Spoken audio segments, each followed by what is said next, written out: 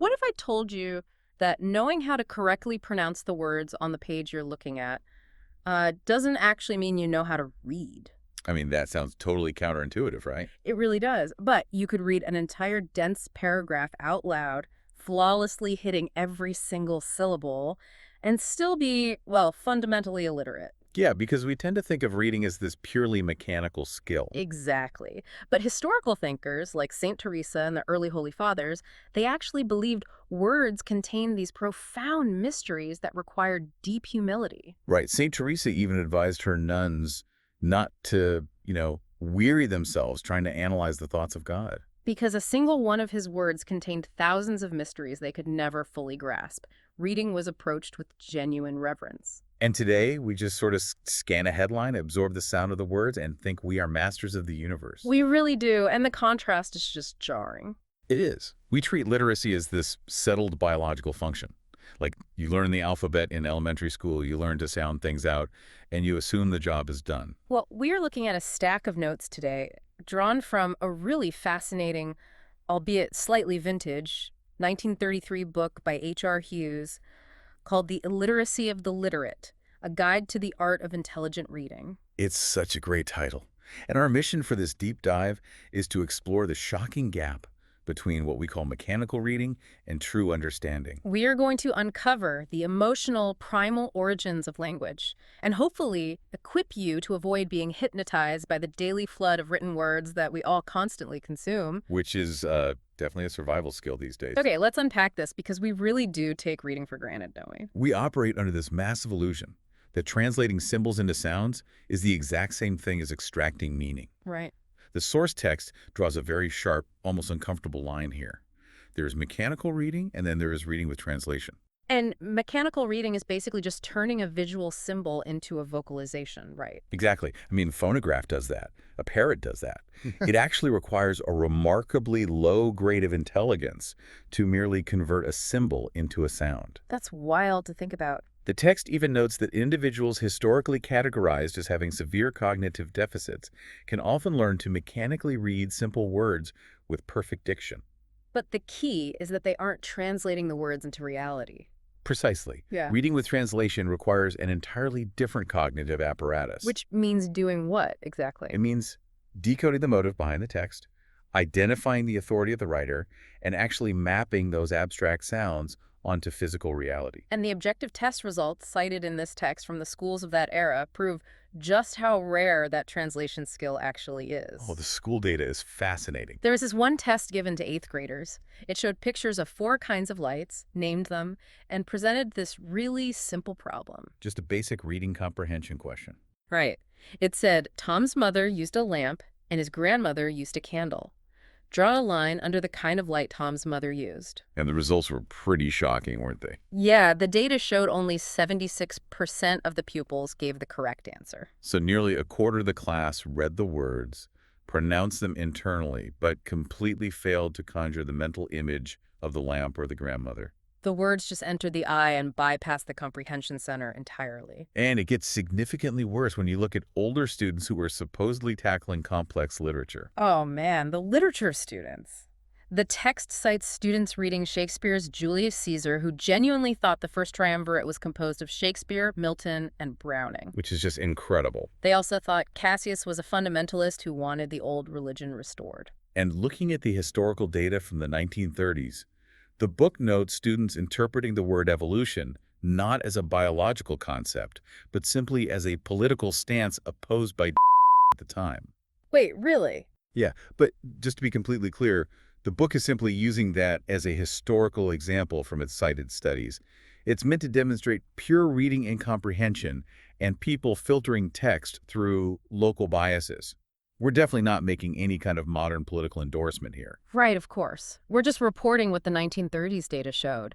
It just highlights how they were reading through a purely localized, emotional lens rather than an intellectual one. Exactly. They were just scanning for familiar tribal markers. The words were literally bouncing off their brains without any deeper translation taking place. And before anyone assumes this is just an issue with younger students, the book brings up a study of graduate students at Columbia University. The apex of the educational system. Exactly. And only 5% filled out a registration blank without error. and only 2% filled out library cards correctly. 2%. It's hard to believe. How is that even cognitively possible for graduate students? It reveals how much of our reading is just this rote, unconscious gliding.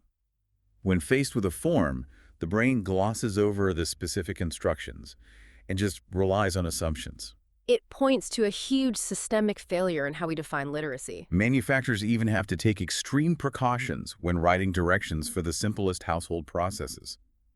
There is a widespread inability among consumers to translate a written sentence into a sequence of physical actions. So this is basically like sight reading a complex piece of sheet music perfectly on the piano. That's a great way to put it. You are hitting every single note with flawless timing, but you have absolutely no idea what the emotional tone of the song is. You don't know who wrote it, and you don't realize you're playing a funeral march at a wedding. Exactly. We teach kids that 2 times 2 is 4 and demand strict mathematical reality, but we let them think words are just these harmless floating sounds. And that vulnerability is heavily exploited. A society comprised of sight readers is a society primed for manipulation. Who is doing the manipulating? Well, the author references an editor of a pulp magazine who referred to his target audience with a rather harsh term, the great American moron. Yikes.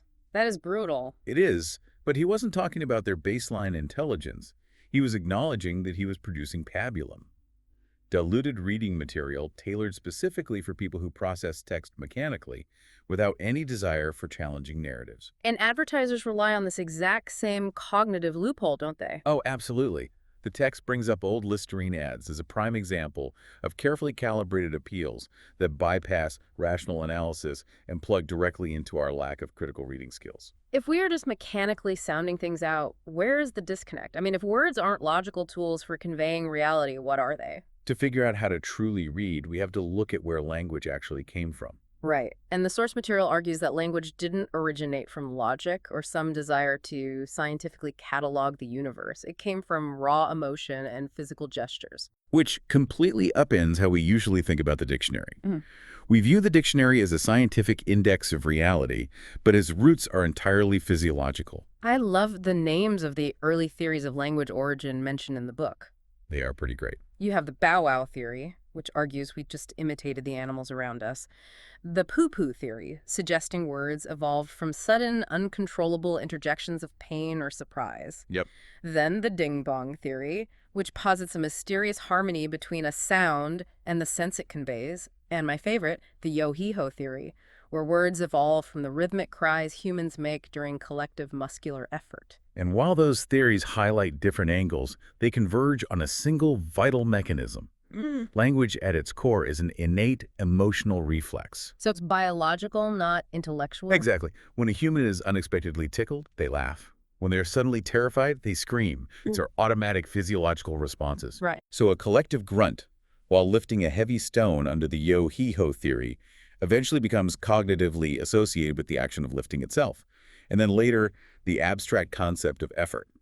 So words evolved from these raw, emotional grunts, not from a detached intellectual desire to name things. Precisely. And the text points out that before we even had those grunts, we had gestures. Gestures undoubtedly preceded speech as the primary mode of communication, right? Oh, definitely.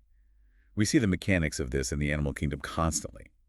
Bees perform a highly specific ceremonial dance to communicate the exact angle and distance of pollen. Right, or certain male birds presenting a single piece of nesting material to a female as complex courtship gesture. Apes use intricate mouth gestures, too. Early humans likely relied heavily on hands and body movements to communicate complex ideas long before developing structured vocal cords. The detail from the text about the Bushmen is just incredible here. It's fascinating. Their vocabulary is apparently so dependent on physical gestures and expressive movements to fill in the actual syntax of their sentences that they are physically unable to understand each other in the dark. Yeah, the phonetic sound carries such a small percentage of the overall meaning. The source mentions a primitive tongue where the vocal sound nai can mean I do it or you do it entirely depending on the gesture that accompanies it. So if you can't see the person. Exactly. If the fire dies out at night, the conversation literally has to stop because the physical grammar is invisible. It perfectly illustrates how intertwined speech and physical expression are. The vocalization is just an accessory to the body language. So why did we stop using gestures so much? Well, speech only won out over gesture as the dominant medium. because gestures are terribly inconvenient. If you're carrying tools or holding a child, you can't talk with your hands. That makes sense. Speech allowed us to communicate across distances, through dense forests, and in the dark. It was a technological convenience, not necessarily an intellectual upgrade. But wait, if vocal speech ultimately won out specifically because it freed up our hands, why do I still instinctively use my hands to describe a spiral staircase? Yeah, it's a great point. Are we still relying on our primitive gesture language to fill in the gaps where our structured words fail? What's fascinating here is that your instinct to use your hands exposes the primary function of language itself. That which is. Its main purpose is not to convey intellectual thought. Its main purpose is to express attitudes and provoke emotional responses in whoever is watching or listening to you. Wow. The text uses the example of the famous evangelist Billy Sunday. When he preached to massive crowds, he didn't rely on the intellectual, theological content of his sermons. What did he rely on? He relied on mimicry, on kneeling down, on suddenly jumping up, on aggressive body language. He used the primitive tools of physical expression to sway the crowd. The spoken words were merely a vehicle carrying an emotional payload. Since speech won out over gestures simply because it was more convenient for survival, humanity went into absolute overdrive inventing words. Oh, we really did. And according to the book, this endless biological fecundity of word creation, this obsession with naming every single emotional variation is exactly what clogs our critical thinking today and makes us vulnerable. The sheer volume of vocabulary is staggering. The New English Dictionary has over 400,000 words, and the text contrasts this massive database with the structural simplicity of Chinese, which functions with 70,000 words built from just 450 fundamental forms. Or Hebrew, which traces its entire complexity back to about 500 ancient roots. But in other languages, there is a wild, uncontrolled explosion of synonyms. Because people reliably generate a massive number of synonyms for whatever objects or experiences grip them most deeply. The vocabulary fragments to capture every conceivable emotional nuance. Exactly. Like Arabic has 500 names for a lion, 80 for honey, and 5,000 for a camel. 5,000. The camel isn't just an animal in that context. It's a vehicle. It's wealth. It's survival. So the language invents a different word for a camel walking, a camel resting, a thirsty camel. And English, meanwhile, has over 1,000 slang terms just for drunkenness. Yes. Squiffy, spifflicated, blotto, pie-eyed. And there are 800 terms for thieving and roguery. This constant creation of words, this manic mobility of language, tends to accelerate in periods of what the author calls low culture. What does he mean by that? He suggests the immature and those of weak will are especially susceptible to the styles, rhythms, and sounds of new words, endlessly inventing slang.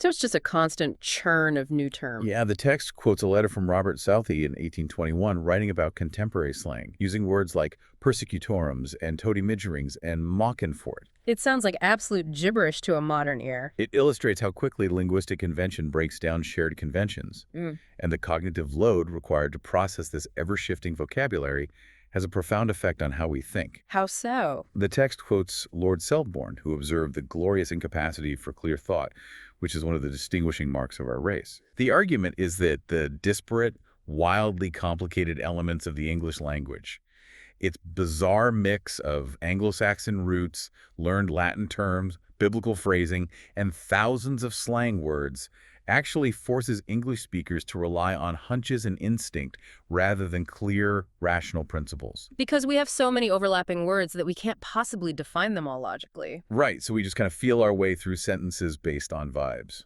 Here's where it gets really interesting, because the book suggests that this slang is an antisocial act that destroys civilization's shared meanings. All right, that's the author's stance. But isn't slang just the modern version of the Bow Wow theory in action? If language is inherently an emotional reflex, aren't we just continually inventing new emotional cries to rebel against old, sterilized words? It's a valid pushback. Like saying someone is blotto carries a much more specific emotional punch and vivid mental imagery than saying they are intoxicated. Slang absolutely acts as an expression of revolt against the dullness of established terminology.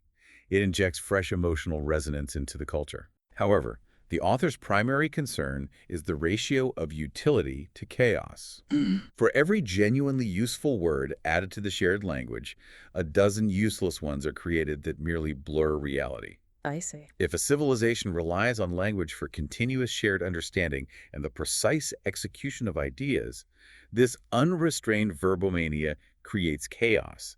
It turns the medium of exchange into a chaotic marketplace where words lose their exactness and become fuzzy. And that fuzzy chaos, that massive, emotionally charged, ever-changing vocabulary gives writers, politicians, and marketers an incredibly powerful toolkit. Absolutely. Because we generally only practice mechanical reading, we are completely blind to the mechanics of how they deploy these words on the page.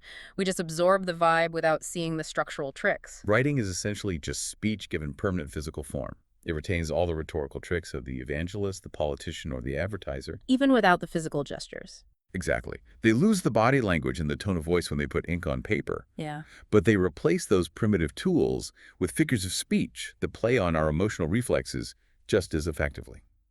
The book breaks down some of these figures of speech, and the mechanics behind them are fascinating. Let's hear it. There's a detail about the suffix simile that completely changes how you look at sentences. The suffix simile is actually just an ancient abbreviation of the word like. Oh, wow. So when we describe someone's behavior as manly, it is literally a hidden simile. It means man-like. We are constantly processing metaphors and similes without even realizing our brains are making those abstract comparisons. And manipulators rely on that exact cognitive blindness. Take euphemism, for example. Euphemism. It's a linguistic tool specifically engineered to deform reality and bypass our critical judgment. The text provides several sharp historical examples. Like what? Changing the word fornication to a lapse, changing a chronic drunkard to someone who's merely intemperate, or changing the severe crime of embezzlement to being short in his accounts. Short in his accounts sounds like a minor bookkeeping error you'd make on a Tuesday afternoon. It deliberately shifts the mental image away from a moral failing and toward a benign clerical mistake. The euphemism fundamentally alters our emotional judgment of a crime. Depending on who did it, right? Exactly. If a wealthy, well-dressed man steals from a bank, society might say he was short in his accounts. The brain processes the polite imagery and skips the moral outrage. But if a poor man steals, it's embezzlement or blatant theft. Right. The euphemism allows the writer to qualify the act based entirely on their social attitude toward the perpetrator, rather than the objective reality of the action itself. The mechanical reader absorbs the polite word and completely fails to translate the reality of the theft. Then there's hyperbole, which the author essentially views as wasting our poetic resources just to sell us commercial goods. Advertisers love hyperbole. The text traces the marketing evolution of a car engine. First, it was sold as a 6. Then, to artificially inflate its perceived power, it became a Super 6. And then, When competitors caught up, it became a Super 6. Finally, they ran out of supers and just branded the car a terraplane. a terraplane. Yeah.